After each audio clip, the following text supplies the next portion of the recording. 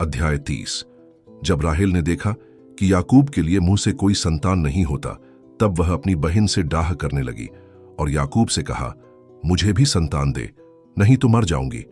तब याकूब ने राहेल से क्रोधित होकर कहा, क्या मैं परमेश्वर हूं? तेरी कोख तो उसी ने बंद कर रखी है। राहेल ने कहा, अच्छा, मेरी लौंडी बिल्हा हाजिर है, उसी के पास जा, वह मेरे घुटनों पर जनेगी और उसके द्वारा मेरा भी घर बसेगा। तो उसने उसे अपनी लौंडी बिल्हा को दिया कि वह उसकी पत्नी हो, और याकूब उसके पास गया। और बिल्हा गर्भवती हुई और याकूब से उसके एक पुत्र उत्पन्न हुआ। और राहेल ने कहा, परमेश्वर ने मेरा न्याय चुकाया और मेरी सुनकर मुझे एक पुत्र दिया, इसलिए उसने उसका नाम दान रखा। और राहेल की लौंडी बिल्हा फिर गर्भवती हुई और याकूब से एक पुत्र और उत्पन्न हुआ। तब राहेल ने कहा, मैंने अपनी बहन के साथ बड़े बल से लिपटकर मल्ल युद्ध किया और अब जीत गई, सो उसने उसका नाम नप्ताली रखा। जब लिया ने देखा कि मैं जन्ने से रहित हो गई हूं, तब उसने अपनी लौंडी जिल्पा को लेकर याकूब की पत्नी होने के लिए दे दिया। और लिया कि लौंडी जिल्पा के भी याकूब से एक पुत्र उत्पन्न हुआ। तब लिया ने कहा, अहो भाग्य, सो उसने उसका नाम गाद रखा। फिर लिया कि लौंडी जिल्पा के याकूब से एक और पुत्र उत्पन्न हुआ। तब लिया ने कहा, मैं धन्य हूं, निश्चय स्त्रियां मुझे धन्य कहेंगी, सो उसने उसका नाम आशेर रखा। गेहूं की कटनी के दिनों में रूबेन को मैदान में दूदाफल मिले और वह उनको अपनी माता लिया के पास ले गया। तब राहेल ने लिया से कहा, अपने पुत्र के दूदाफलों में से कुछ मुझे दे।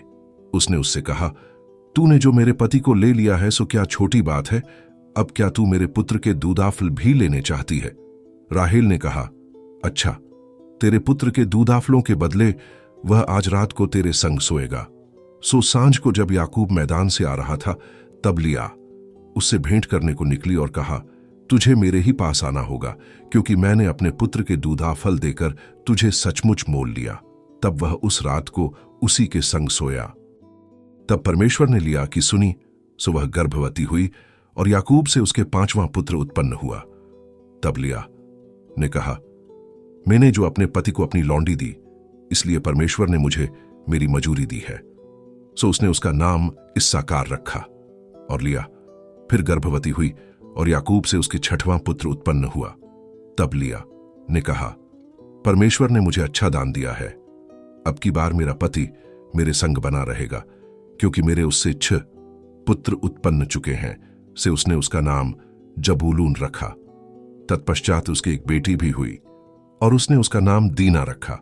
और परमेश्वर ने राहेल की भी सुधि ली और उसकी सुनकर उसकी कोख खोली। सो वह गर्भवती हुई और उसके एक पुत्र उत्पन्न हुआ। सो उसने कहा, परमेश्वर ने मेरी नाम धराई को दूर कर दिया है। सो उसने यह कहकर उसका नाम यूसुफ रखा कि परमेश्वर मुझे एक पुत्र और भी देगा। जब राहेल से यूसुफ उत्पन्न हुआ, तब याकूब ने लाबान से कहा, मुझे विदा कर कि मैं अपने देश और स्थान को जाऊं। मेरी स्त्रियां और मेरे लड़के बाले, जिनके लिए मैंने तेरी सेवा की है, उन्हें मुझे दे कि मैं चला जाऊं। तू तो जानता है कि मैंने तेरी कैसी सेवा की है। लाबान ने उससे कहा, यदि तेरी दृष्टि में मैंने अनुग्रह पाया है तो रह जा, क्योंकि मैंने अनुभव से जान लिया है कि यहोवा ने तेरे कारण से मुझे आशीष दी है। फिर उसने कहा, तू ठीक बता कि मैं तुझको क्या दूं और मैं उसे दूंगा। उसने उससे कहा, तू जानता है कि मैंने तेरी कैसी सेवा की और तेरे पशु मेरे पास किस प्रकार से रहे। मेरे आने से पहले वे कितने थे और अब कितने हो गए हैं, और यहोवा ने मेरे आने पर तुझे तो आशीष दी है, पर मैं अपने घर का काम कब करने पाऊंगा? उसने फिर कहा, मैं तुझे क्या दूं? याकूब ने कहा, तू मुझे कुछ न दे। यदि तू मेरे लिए एक काम करे तो मैं फिर तेरी भेड़ बकरियों को चराऊंगा और उनकी रक्षा करूंगा। मैं आज तेरी सब भेड़ बकरियों के बीच होकर निकलूंगा, और जो भेड़ व बकरी चिट्ठी वाली व चितकबरी हो, और जो भेड़ काली हो, और जो बकरी चितकबरी व चित्ती वाली हो, उन्हें मैं अलग कर रखूंगा, और मेरी मजदूरी में वे ही ठहरेंगी।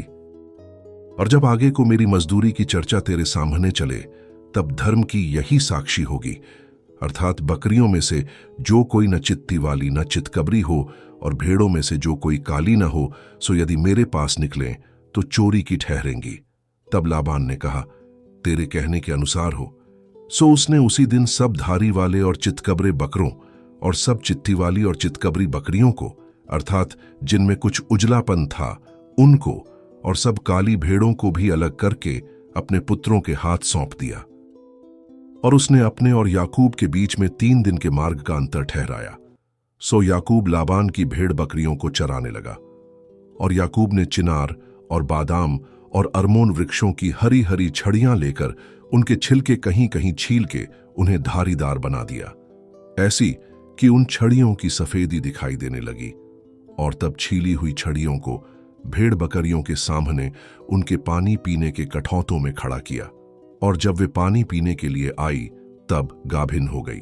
और छड़ियों के सामने गाभिन होकर भेड़ बकरियां धारी वाले, चिट्टी वाले और चितकबरे बच्चे जनी। तब याकूब ने भेड़ों के बच्चों को अलग अलग किया और लाबान की भेड़ बकरियों के मुंह को चिट्ठी वाले और सब काले बच्चों की ओर कर दिया और अपने झुंडों को उनसे अलग रखा और लाबान की भेड़ बकरियों से मिलने न दिया। और जब जब बलवंत भेड़ बकरियां गाभिन होती थीं, तब तब याकूब उन छड़ियों को कठौतों में उनके सामने रख देता था, जिससे वे छड़ियों को देखती हुई गाभिन हो जाएं। पर जब निर्बल भेड़ बकरियां गाभिन होती थीं, तब वह उन्हें उनके आगे नहीं रखता था। इससे निर्बल निर्बल लाबान की रही और बलवंत बलवंत याकूब की हो गई। सो वह पुरुष अत्यंत धनाढ्य हो गया और उसके बहुत सी भेड़ बकरियां और लौंडियां और दास और ऊंट और गदहे हो गए।